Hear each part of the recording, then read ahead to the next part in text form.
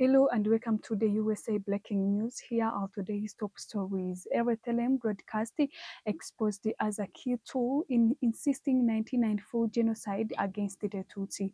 In Kigali, April 13, 1994, historical reports Radio Television Libre de Mille Collines RTLM stand as one of the clearest examples of how media was used to insist and coordinate the genocide against the Tutsi in 1994. Journalists including Vareliba Merici and Habimana Kantano played a central role in spreading hate speech and mobilizing violence. On April 13, 1994, as a former government forces, ex-FAL continued fighting for the Rwandan Patriotic Army RPA in Kigali just 1 week after RPA launched its campaign to stop the genocide.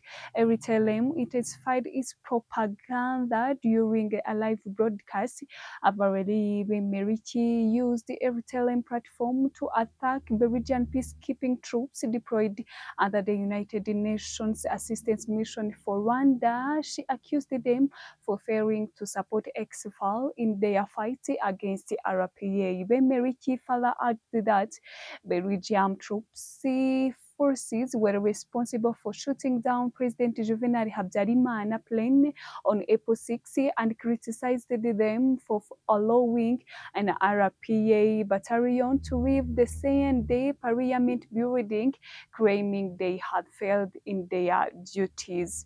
Called for the immediate withdrawal of Belgian troops, stating they were useless and should be replaced. Merici also tagged the United Nations Assistance Mission for Rwanda as a whole, accusing it of inaction and openly criticizing its commander, General Romeo Dallaire, saying he had failed in. He warned that if UN forces did not prove their effectiveness, they should return to their home countries. Meanwhile, Habimana Kantano used the RTLM to attack journalists and spread false propaganda. He criticized that Radio Muhabura journalists, claiming that minority group could not rise to power through armed struggles. Kantano also referenced the reports by Radio France International RFI, confirming that armed civilian carrying machetes, gun spares, and bows were visible across Kigali. He described this, the RPA, portraying it as self-defense. In his broadcast,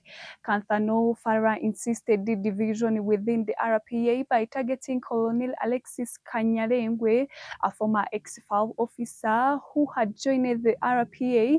He accused him of betrayal and suggested he had infiltrated the movement with harmful intention. On the same day, RTLM aired an interview with Forward Wali Halerimana, then second vice president of the MDRL party, who claimed that civilians in Kigali were effectively resisting the enemy but needed more weapons to defend themselves. RTLM went on the issue direct instruction in Interahamwe militaries in areas including Gikondo, Rugenge, Muhima, Kimisagara, Kyahafi, and Nyamirambo. They were urged to remain vigilant and ensure that no Tutsi could escape, with explicit calls for violence against anyone attempting to flee. The stations encouraged the nationwide mobilization, urging citizens to support government forces and assuring them of victory despite the ongoing crisis. A specific order were also given to military in Gikodo to conduct house-to-house searches and targeted areas such as Imburabuturo Hills in search of Tutsi in hiding. In cheering display, Kantano even celebrated what he described as a victory, encouraging the residents in Gisenyi to prepare alcohol for celebration, claiming the war against the RPA was nearing its end. The RTLM journalists were later prosecuted for their role in insisting genocide. Habimana Kantano died in Democratic Republic of Congo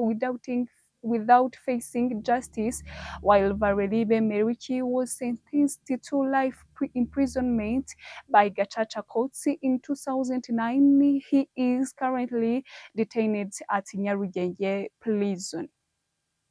Ibuka calls for strong action against genocide denial. In Luxembourg, the president of Ibuka in Luxembourg, Didas Caruisa, has called for stronger efforts to fight against denial and the trivialization of the 1994 genocide against the Tutsi. Speaking during the 32nd commemoration events attended by Rwandans Friends of Rwanda and official Carissa emphasized that remembrance is not only about honoring victims but also preserving history and educating younger generation. He raised a concern over ongoing genocide denial, especially on social media, urging the international community to remain vigilant and confront hate speech. Kalisa also highlighted that Ibuka Luxembourg officially established on March 13, 2026, aims to preserve genocide history, support survivors, and ensure the truth is passed on the future generation, with the youth playing a key role. Rwandan in Mozambique agreed to educate youth on genocide. In Maputo, April 12, in 2026, Rwandan living in Mozambique together with the Friends of Rwanda gathered in Maputo to mark 32nd commemoration of the genocide against the Tutsi, with a strong call to educate the youth to prevent its recurrence. The event held at Polano Selena Hotel brought together over 400 participants, including Rwandan's ambassador in Mozambique and a senior Mozambican officials. A genocide survivor, Teofil Ndabarasa, shared his painful experience of hiding while being hunted, losing many family members, and expressed gratitude to RPA for saving his life. As speakers emphasized that over 1 million people were killed in just 100 days and called on young people to learn the truth, promote unity, and reject hate and division. Readers also argued that the international community to remain committed to ensuring that genocide never happen again anywhere in the world. French court convicts Lafarge for funding terrorist group in Paris, April 13, 2026. A court in Paris has found the French cement company Lafarge guilty of financing terrorist group, including the Islamic State, to maintain its operation in Walton, Syria. The court reviewed that Lafarge paid approximately $6.5 million between 2013 and 2014 to armed group to keep its factory running. This marks the first time a French company has been convicted of a terrorism financing. 8 former employees were also found guilty, including former CEO Bruno Lafont, who were sentenced to 6 years in prison. Other executives received prison sentences, while Lafarge was fined $1.3 million. The judge stated that the payment enabled terrorist group to strengthen their operation in the Middle East and Europe, highlighting that the company prioritized the business interests over security and ethics. OpenAI CEO speaks out after attacks on his home.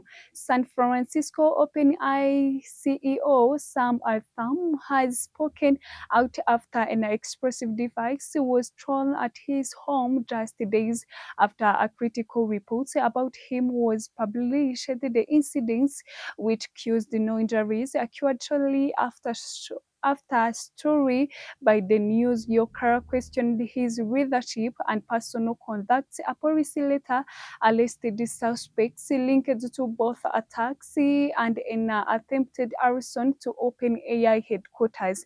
In a response, Altram Aritham acknowledged his shortcoming, apologized to those he may have hurt, and admitted past mistakes, including internal conflicts that believed led to his removal from OpenAI in 2023. He also warned about rising tension in the artificial intelligence industry, comparing it to battle for power and called for cooperation and responsible use of AI, while urging people to reject violence.